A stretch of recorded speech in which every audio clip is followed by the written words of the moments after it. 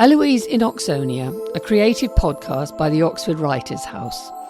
Follow English student Eloise Weaver as she moves through the city of Oxford, encountering stories, past and present. Eloise's adventures are fantasy, but the authors, people and ideas she encounters are as real as you and I. It's the beginning of Hilary term. Winter holidays have come and gone and seem to exist in another world altogether. Memories of Mum's glazed gammon and crispy potato dinner, my brother's witty anecdotes from medical school, Christmas crackers with tin prizes, and pub crawling with my mates by the seaside have faded into what feels like a different lifetime. Oxonia has its own clock. It races backwards at dizzying speeds whilst holding absolutely still at the same time. This time feels quieter than Michaelmas. An eerie stillness has descended on the spires and college campuses. Iris and I never made it to the first invite-only boat race. Papers and tutorials got in the way. Instead, we rescheduled to attend the first one in Hilary term. This way we can avoid detection. We're going today, in fact. Would you like to join us? We walk along the River Isis at a meandering pace. A frosty fog hovers over the water. Its fingers brush the hedges along the towpath. Suddenly, an enormous hat emerges from one of the narrow boats tethered to the bank. Underneath the hat is a head full of explosive, cloud-like blonde hair. "Are you lost?" sings a melodic voice. At first, it's hard to see where the question came from. It seems to float up to us from somewhere under the water. The voice comes again. "I'm Sally," says the voice. "Would you like to see the boat? Please, come in and have some tea." Iris and I agree to a spontaneous visit. We descend into the narrow boat. As she pours the tea, Sally says, "People often ask me, what's it like to live on a boat? And you become close to a green thing. You become like a plant or an extension of a tree, or like the grass outside, which is sometimes very wet and very soggy and muddy, and you become exactly the same. Your clothes are covered in mud, your feet are wet, your hands are cold and chilly. And then on a day like today, where there's spring in the air, your spirit lightens, you start to open up like a flower, you move differently. I can feel myself moving in a less lumbering way, less slowly, less heavily. The centre of gravity in my body is higher up. I would say it's closer to my lungs and heart than to my stomach or my pelvis. So you live in a very embodied, somatic way.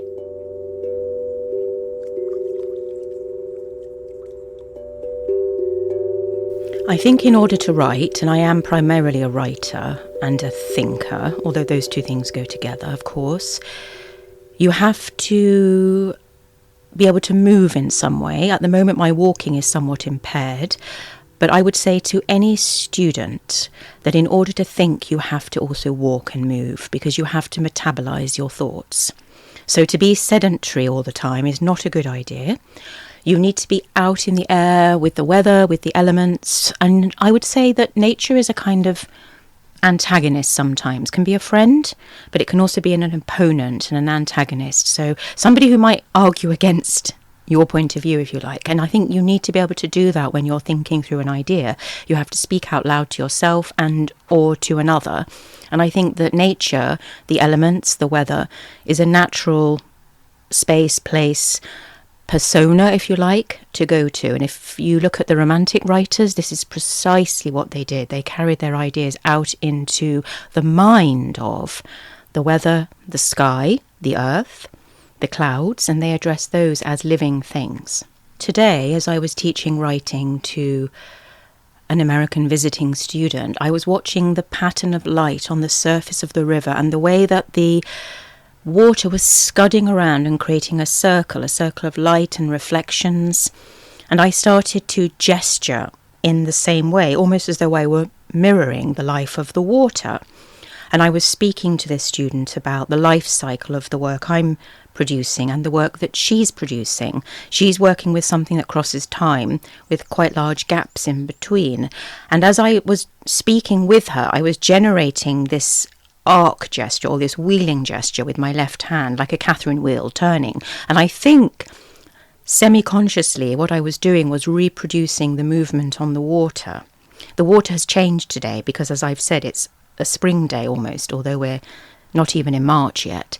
But there was something about the transference of light onto the surface of the water that was making me think about changing conditions over time, and the way in which an organic life and an organic history, that is to say the life of a person, shifts and changes and alters all the time. I ask Sally what she makes of the boating life and of the people who live on narrow boats along the Isis towpath. Well, you have to be very careful with boaters because they're a funny lot. I would probably say that most people who choose to live on boats do so for a variety of reasons. In my case, because I wanted to be close to nature. I wanted to live a bit outside of bricks and mortar, partly because I find it very confining, partly because I wanted to step outside of this socio-economic constraints of paying rent or a mortgage and all of those things that are pulling down our social well-being, let's say. The heavy freight of the economic world at the moment is all dominated by the housing market and its rises and falls and so forth and so on, interest rates. So I took myself out of that. I also wanted to feel closer to a more momentary sense of life, so things changing moment to moment, which is how I write, how I think about writing and reading and literature and the arts. Everything changes from one cloud scudding over to the next cloud. As now we're sitting here, the sun is intensifying, coming through the window here, creating patterns of leaf from my plant there on the side of the boat. Everything changes moment to moment. And I think when you're locked away inside a house, you don't feel that so intensely. And for me, that's what writing is, and it's what thinking is too. I wanted to be away from, if you like, the cladding of houses, the way that they're insulated, obviously, but it's more than that. It's a mindset as well. It's a way of thinking about yourself as a socio-economic unit. This much rent a week, this much rent a month, this much mortgage a year, etc., etc. I found it to be very oppressive. I think Oxford is made up of eccentrics and mavericks. You only have to walk around the centre of the city to see that. I mean, there is an oppressive culture of homogeneity all over the world, with the world of capitalised living, coffee shops everywhere, unfortunately, becoming chains. But I still think the tradition of the intellectual outsider, which Virginia Woolf writes about, and all the modernist writers write about, James Joyce, Catherine Mansfield, the outsider has always been aligned with the life of the mind and the intellectual. You could say that these days the world of academia has been infiltrated by the market. Well, yes, it has. It has. But I still don't think you can completely kill off the intellectual. And it's certainly something that I would encourage my students to not adopt as a pose, but adopt as a way of thinking and being. And so what I'm interested in doing is making stories or lives, fictional biographies, from nothingness. And that's my challenge, is to write out of a void. I've become fascinated by the idea of voids because they're frightening. And I've been thinking about the body as a void, and how the body holds the entire universe inside itself. I'm impressed by the depth and breadth of Sally's learning, and ask her if she has any advice for first-year students. I always say to my students, make friends with people who are not like you, who do not have minds like you, who are cleverer than you or more intellectual than you, who have more than you, not less than you. It's a great mistake to make friends with people with whom you can feel superior. You should always feel a little inferior to those around you so that you can grow. Now that takes some courage, right? So a lot of my friends are scientists. A lot of my best friends are scientists. And they're very other to me. But I love that. And I also can steal and borrow all their language and all their words and all their ways of seeing. I also like to make friends with people who have different instincts than me, different politics, anything different, different hair colour. Anything, because I think that if we create homogenous packs when we are young and still pliant and open to being changed and altered, it's such a waste. We need many, many, many different ways of knowing ourselves.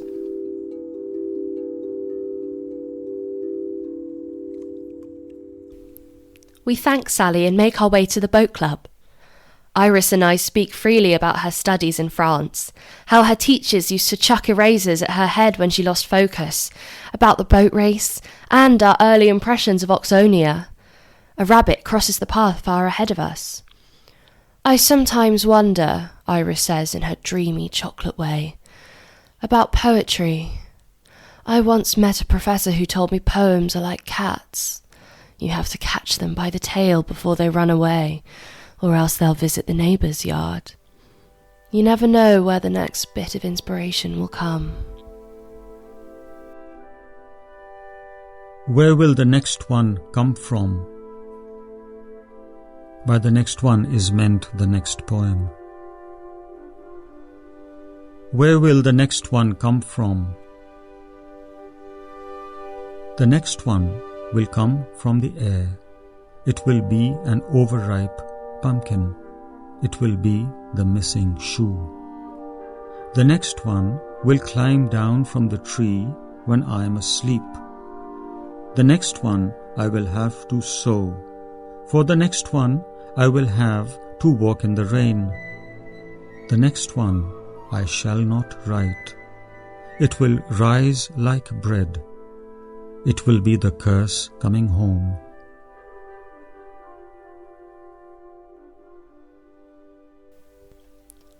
Iris bends down to take a photograph along the banks of the water, scrunching into herself in her oversized scarf, attempting to capture a moment of immortality.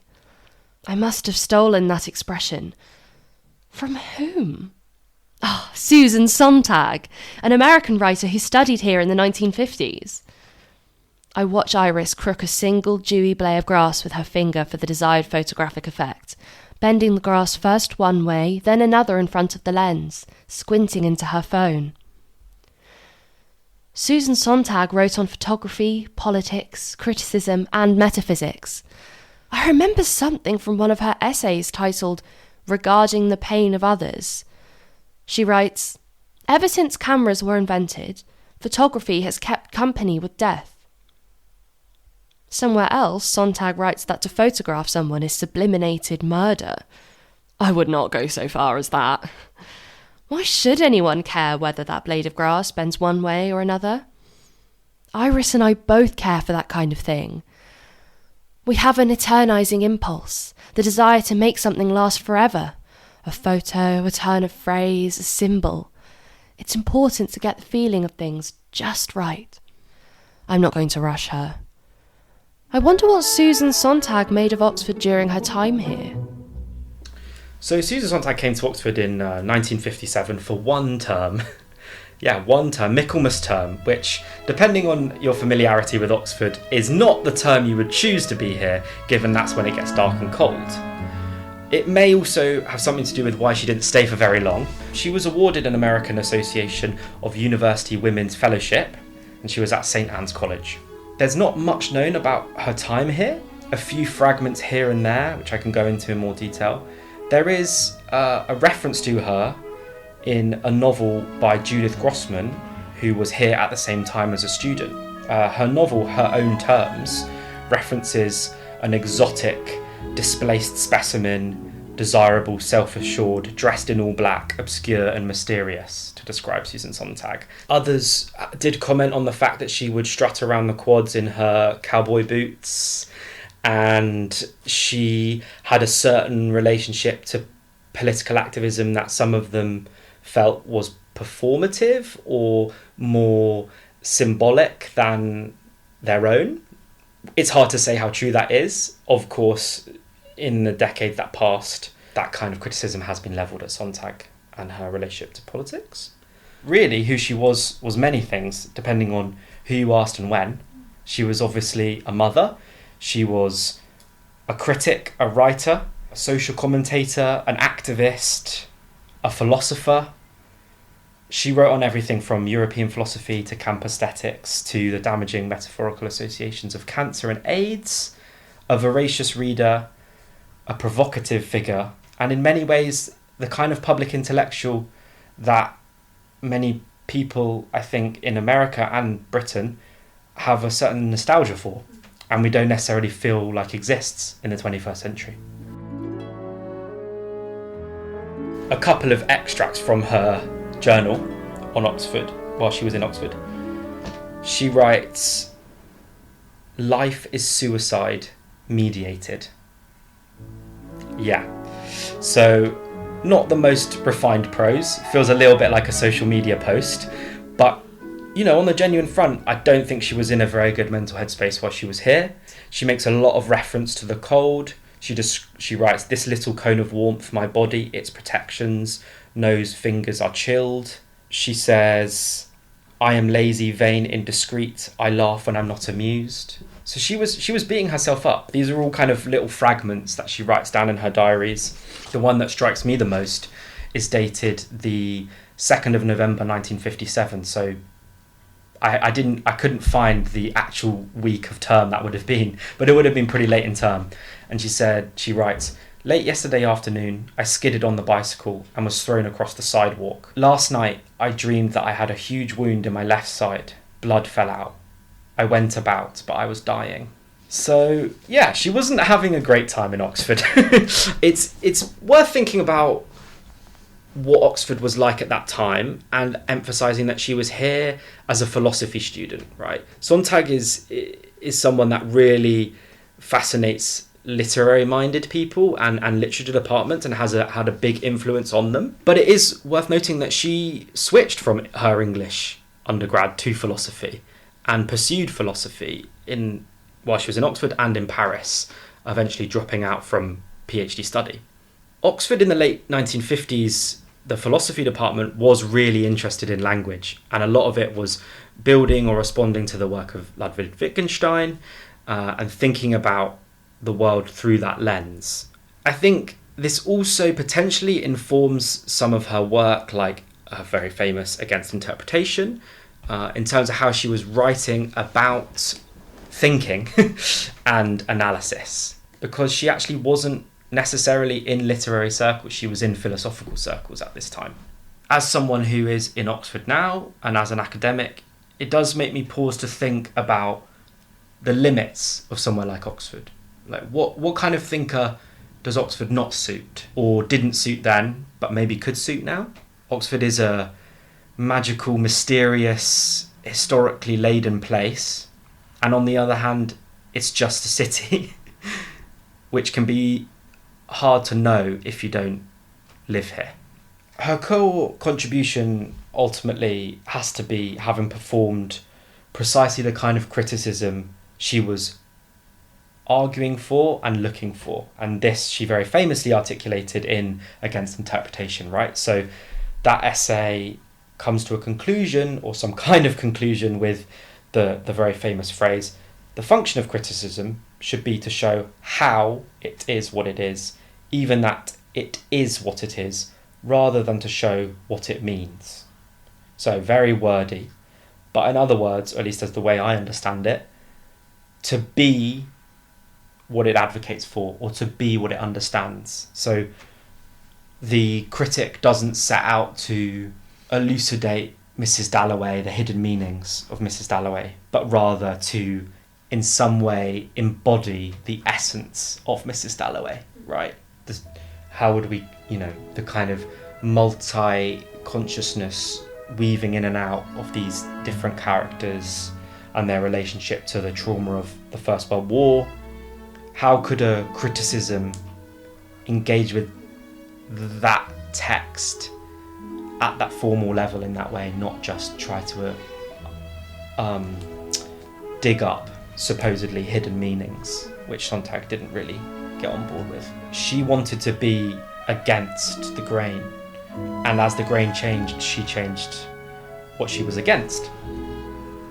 Similarly, with the writing of AIDS and its metaphors, some commentators have spoken about the fact that she kind of really kept a critical distance in a way that wasn't the case of her actual experience, right? So she knew many people that had died from AIDS and were sick and were dying, but in her work, she kept a very arm's length relationship to that. And some have said that that was not the right thing to do. However, what I think perhaps is less spoken about today, but I think is still really, really interesting is her response to 9/11, which she was really, really attacked for. She, once again, against the grain, did not like the way that the American media, the American political class, kind of consolidated around a certain kind of nationalism in response to the attacks. She saw it as a rejection of thought and complexity in favour of myth, basically, of telling itself a comforting story.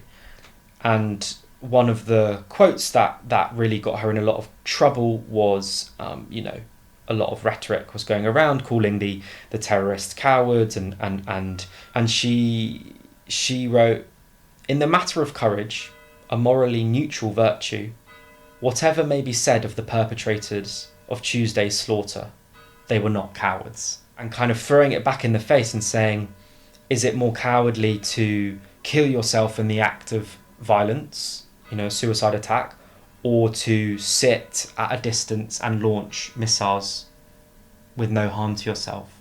And obviously this is really, really provocative. This is like the week of 9/11. But I think it shows you how committed she was to a certain kind of thinking and a certain kind of provocative criticism, as some of her more famous ideas, like Against Interpretation, like Notes on Camp, in their own time, those were just as provocative, but they maybe are more easily absorbed into a certain sense of who she is now.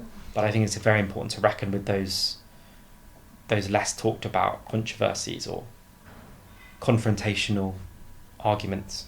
So I think Sontag, on one level, would say that the challenges of a writer are the same challenges of being a human being. So loving and being loved, ego, sickness, the things that drive us forward and hold us back are the things that the writer also faces.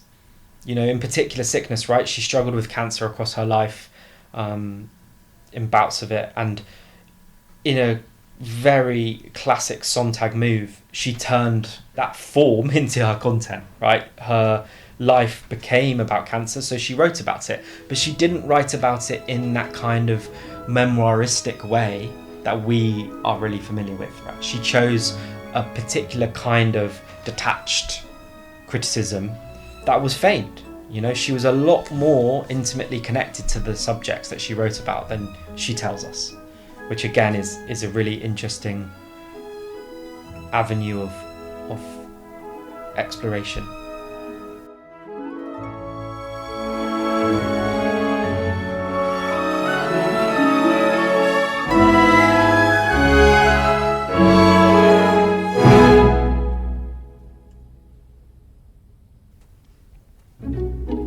Sontag is a very quotable literary critic.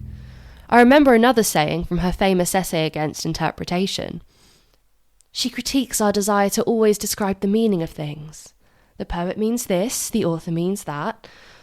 What is important now, she writes, is to recover our senses. We must learn to see more, to hear more, to feel more. I feel cold.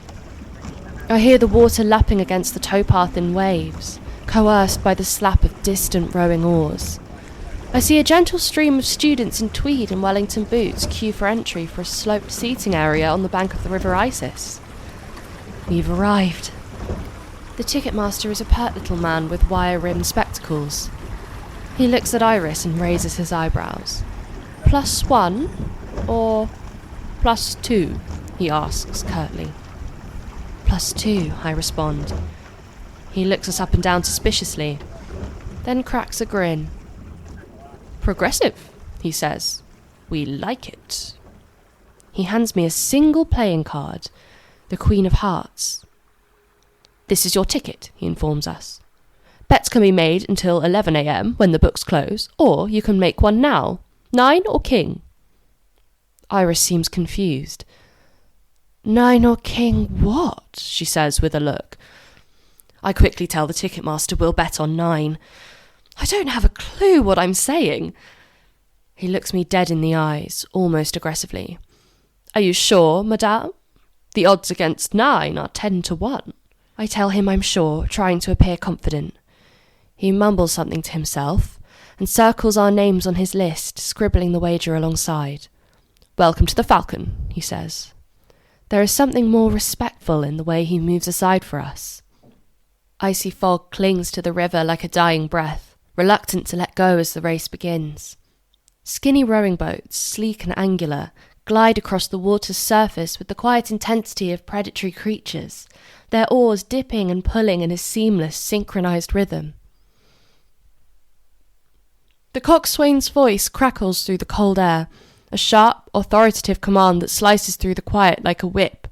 1, 2, 1, 2, loud at first, each count punctuated with the force of an order, then fading into a steady hum, as though the river itself were pulling them further away. As the boats race past, their hulls barely disturbing the water, I feel a tap on my shoulder, a soft, almost playful interruption. I turn, startled, and there she is, the girl from Michaelmas dinner, Jax's date. A faint smile plays on her lips, the kind that barely reaches her eyes. Well, hello, she says in her high-pitched squeak. Sorry, I've forgotten your name. Eloise Weaver, I reply, my own voice tight, unsure of how to navigate this unexpected encounter. Oh, right, yes, Eloise. Her drawn-out pronunciation of my name feels deliberate, like a sneer wrapped in sugar, as if my name is something to be tasted slowly, savoured, and then discarded.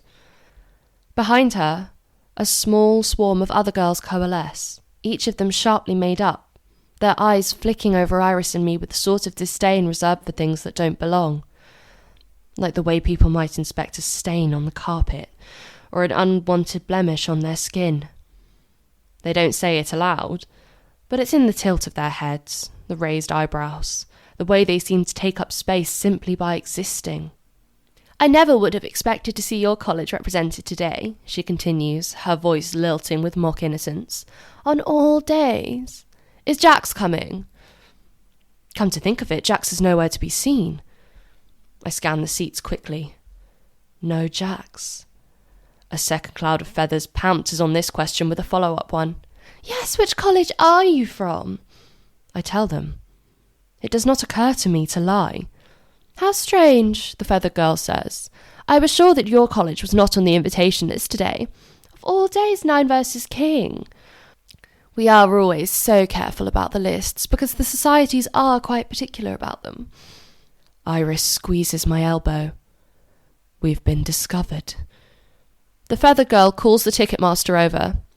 Just out of curiosity, she says, her eyes narrowing like a hawk into 2 black dagger points. Which colleges are meant to be here today? The ticket master flushes red, then checks his clipboard, flipping through pages of scribbled notations. Bets, surnames, colleges. I'm so sorry, madame, he stutters. There must be a mistake here.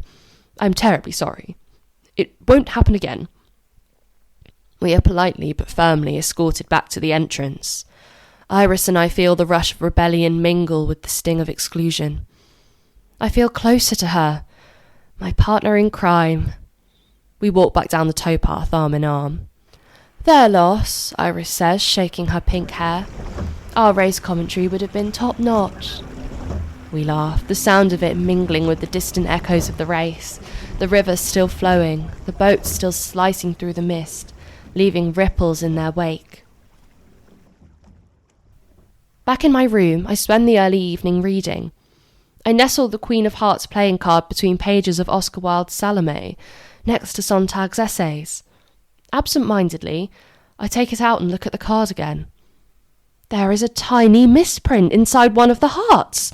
I can't believe I didn't see it before. Looking more closely at the card, my breath stops short. There, in the third heart, is a tiny stamped quill. Precisely the same quill insignia I found in Jax's notebook. Episode 6 of Eloise in Oxonia was produced by Sid Walter and written by Dr. April Power and Tom Stopford. The episode features original readings by Esme Rhodes, Kian Power and Judith Bunting. Arvid Krishna Marotra reads his own original poetry.